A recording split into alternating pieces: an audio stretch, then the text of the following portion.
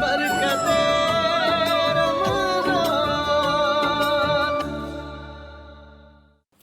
اچھا جی، کچھ روایات میرے سامنے ہیں، میں چاہتا ہوں کہ اس کو بھی سنا کر ہم پہلی رمضان ہے یا پہلا روزہ ہے تو اس پر ہم ذرا برکتیں لوٹ لیں۔ حضرت ابو ہریرہ رضی اللہ تعالیٰ عنہ سے روایت ہے کہ سرکار دو عالم صلی اللہ علیہ وسلم نے ایک مرد کو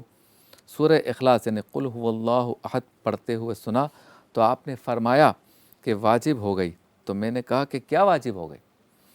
تو آپ صلی اللہ علیہ وسلم نے فرمایا کہ جنت واجب ہو گئی۔ یعنی سورہ اخلاص کے بارے میں حضور پرنور صلی اللہ علیہ وسلم یہ ارشاد فرما رہے ہیں کہ جس نے سورہ اخلاص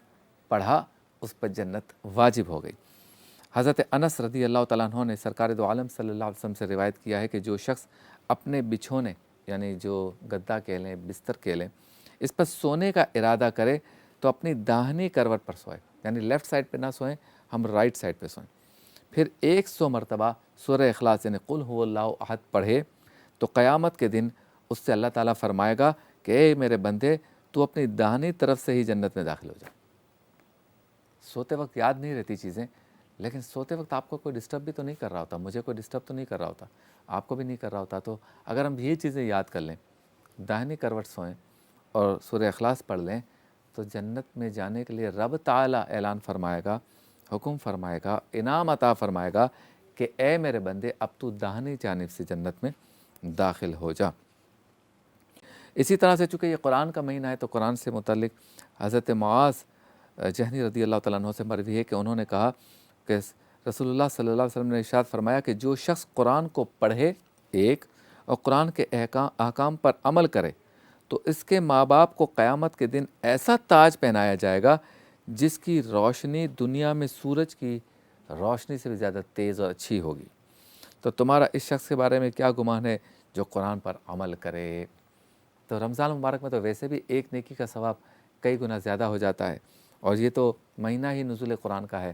تو یہ حدیث مبارکہ جو ہے جس میں یہ فرمایا گیا کہ قرآن پڑھنے والے اور اس پر عمل کرنے والے سے متعلق یہ روایت آ گئی، یہ حدیث آ گئی جسے امام احمد بن ابو داؤد نے بھی روایت کیا ہے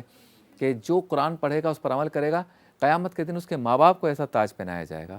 جو پوری دنیا کو روشن کر دے گا۔ تو پھر رمضان میں اگر قرآن پڑھیں گے تو اس کا ثواب بہت ہی زیادہ ملے گا۔ حضرت ابن مسعود سے روایت ہے کہ انہوں نے کہا کہ سرکار دو عالم صلی اللہ علیہ وسلم نے ارشاد فرمایا کہ جس نے اللہ کی کتاب میں سے ایک حرف کو پڑھا اس کو ایک نیکی ملے گی، اور ایک نیکی 10 نیکیوں کے برابر ہوگی۔ میں نہیں کہتا کہ الف لام میم ایک حرف ہے، بلکہ الف ایک حرف، لام ایک حرف اور میم ایک حرف ہے، یعنی پھر آپ کو 10 کی جگہ 30 نیکیاں ہو گئیں، ایک کی جگہ 10 ہو گئیں، یعنی قرآن پاک پڑھتے جائیں آپ کو حرف کا ثواب، لفظ کا ثواب، پھر رب تعالیٰ کی شان و قدرت کے اعتبار سے یہ ثواب جو ہے اس میں اضافہ ہوتا رہتا ہے۔ حضرت علی سے روایت ہے کہ انہوں نے فرمایا کہ حضور پنور صلی اللہ علیہ وسلم کا ارشاد ہے کہ قرآن کی تعلیم